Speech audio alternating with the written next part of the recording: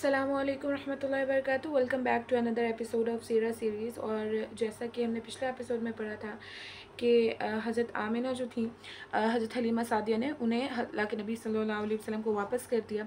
और हज़रत हलीमा सादिया क्योंकि डर गई थी शक सदर का जो मुआवजा हुआ उसकी वजह से, लेकिन हज़रत आमिना ने उन्हें ये मुतमईन किया था कि अल्लाह सुब्हानहू व तआला मेरे इस बच्चे की ख़ुद हिफाजत करेंगे, आप इस बारे में परेशान ना हो।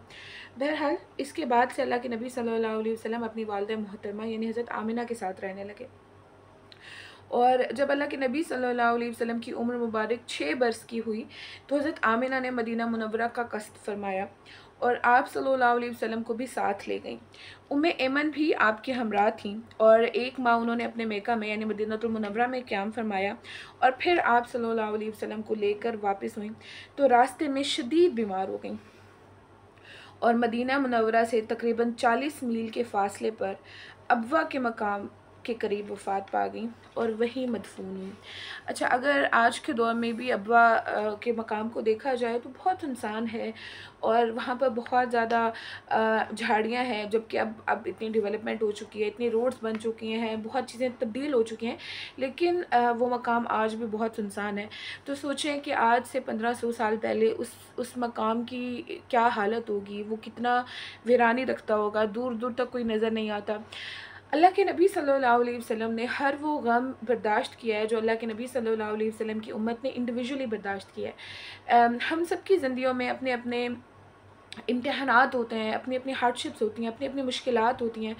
लेकिन अल्लाह के नबी सल्लल्लाहु अलैहि वसल्लम ने जो मुश्किलात हम सब ने अलग अलग देखी हैं, अल्लाह के नबी सल्लल्लाहु अलैहि वसल्लम ने वो तमाम मुश्किलात अपनी हयात मुबारक में गुजारी हैं। सबसे पहले वालिद के बग़ैर ज़िंदगी गुजारना इत्सेल्फ बहुत मुश्किल था और उसके बाद अब वालदा की वफ़ात का सदमा।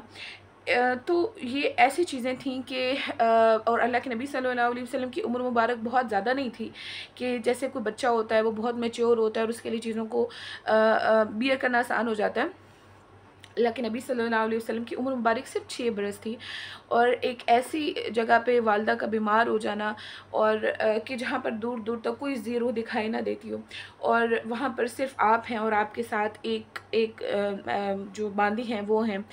और बाकी कोई भी मौजूद नहीं है। और अल्लाह के नबी सल्लल्लाहु अलैहि वसल्लम अपनी वालिदा मोहतरमा की वफ़ात का मंज़र ख़ुद अपनी आँखों से देख रहे हैं और उसका असर अल्लाह के नबी सल्लल्लाहु अलैहि वसल्लम के क़ल्ब मुबारक पर कितना गहरा पड़ रहा होगा। और 6 साल के मासूम यतीम बच्चे के सर से अपने शहर से दूर एक बियाबा में वालिदा का दस्ते शफ़क़त भी उठ गया और अल्लाह के नबी सल्लल्लाहु अलैहि वसल्लम और हज़रत उम्मे ऐमन के अलावा वहाँ पर कोई और मौजूद नहीं था। तो हज़रत उम्मे ऐमन ने वहीं पर अल्लाह के नबी सल्लल्लाहु अलैहि वसल्लम की वालिदा को दफ़न किया और अल्लाह के नबी सल्लल्लाहु अलैहि वसल्लम बहुत रो रहे थे और लेकिन उन्हीं छलकाती आँखों के साथ अल्लाह के नबी सल्लल्लाहु अलैहि वसल्लम उम्मे ऐमन के हमरा वापस आए मक्कातुल मुकर्रमा में और तमाम उम्र ये जुदाई का सदमा अल्लाह के नबी सल्लल्लाहु अलैहि वसल्लम के क़ल्ब मुबारक पर रहा, यहाँ तक कि एक ग़ज़वा से वापसी पर तकरीबन 1000 सहाबा के साथ अपनी वालिदा की कब्र पर हाज़िर हुए और अल्लाह के नबी सल्लल्लाहु अलैहि वसल्लम की आँखें मुबारक उस वक्त भी इतना रोईं। देखें, जो ट्रॉमा होता है, जो ऐसा गम होता है कि जिसने आपके दिल को बिल्कुल छलनी कर दिया हो, तोड़ कर रख दिया हो, तो फिर वो गम जितना भी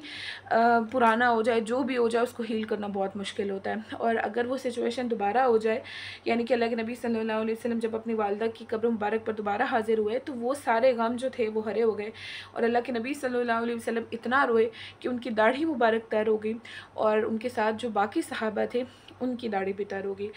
हज़रत आमिना ने अपनी वफ़ात से कब्ल कुछ अशार पढ़े थे जो कि ऑथेंटिक सीरा की बुक्स में हमें मिलते हैं।